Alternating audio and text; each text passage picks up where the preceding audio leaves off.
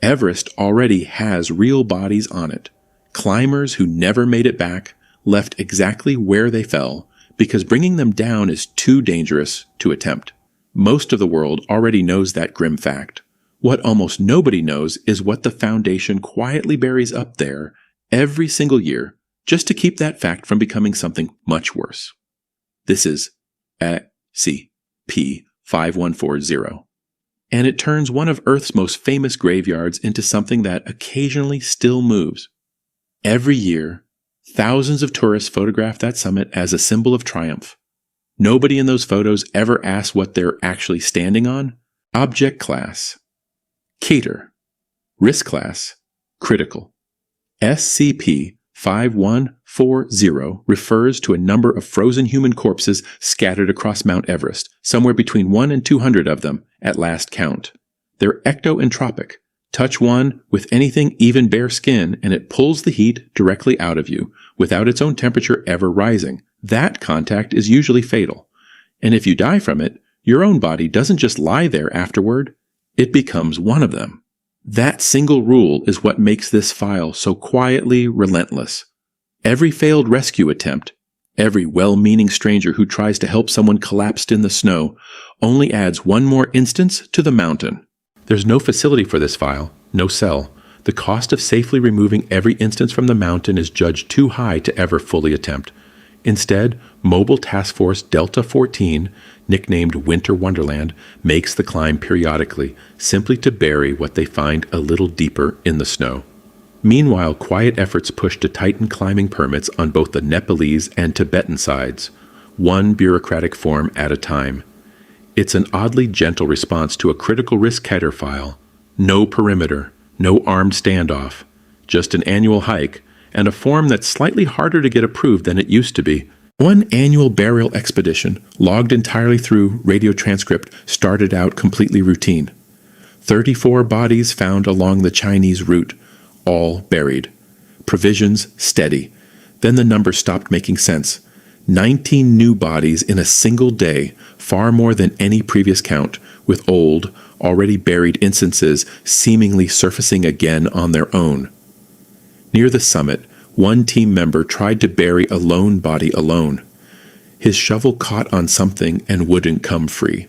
When he turned back, the body was simply gone. Nobody on that radio channel had a good explanation. The nearest cliff edge was close enough that falling seemed possible. Nobody wanted to go check. Descending, one team member made physical contact with an instance. His own team buried him according to procedure, exactly the way they'd buried every other body that day. Then their camp was found torn apart, with 3 instances discovered curled inside their own tent. And this time, witnesses swore they saw them actually moving. Up until that exact moment, every single instance on record had done nothing but lie perfectly still. That single change in behavior is the only reason this file still keeps anyone up at night. A mass of them blocked the descent path entirely. One reached out from the snow and pulled a team member down. He became one of them in seconds. The man who watched it happen had nowhere left to go. The path down was blocked. The summit behind him offered no shelter and no way to call for a faster rescue. The last man standing radioed base camp directly, trapped between a blocked path below and a summit he couldn't safely return to, with 1 canister of oxygen left. His final messages arrived broken and urgent. Don't come to the summit. The ground isn't safe. Don't let more climbers on Everest. The mountain is danger. When rescue finally reached his tracker, they found no unburied instances anywhere nearby. He was already gone from exposure and a damaged oxygen valve, not from anything that touched him. The 2 teammates found higher up the mountain didn't share his fate equally.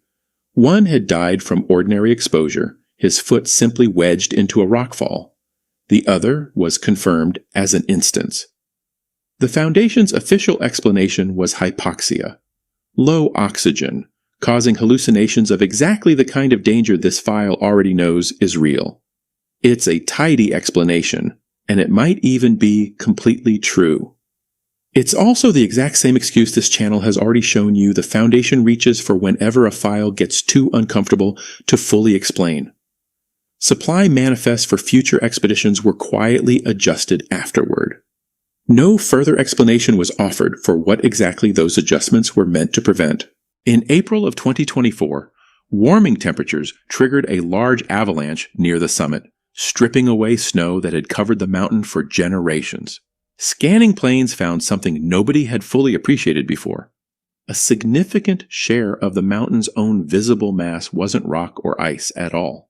Current estimates place 45% of Mount Everest's total mass as the remains of SCP-5140 instances, compacted and buried across generations of quiet expeditions just like this one. So that's SCP-5140, not a monster stalking climbers in the dark. Nearly half a mountain quietly built from people who never came home, buried a little deeper every single year. Every photo you've ever seen of Everest summit was standing on top of it the entire time. I'm Shroudex. See you in the dark. And maybe leave Everest off your bucket list this year.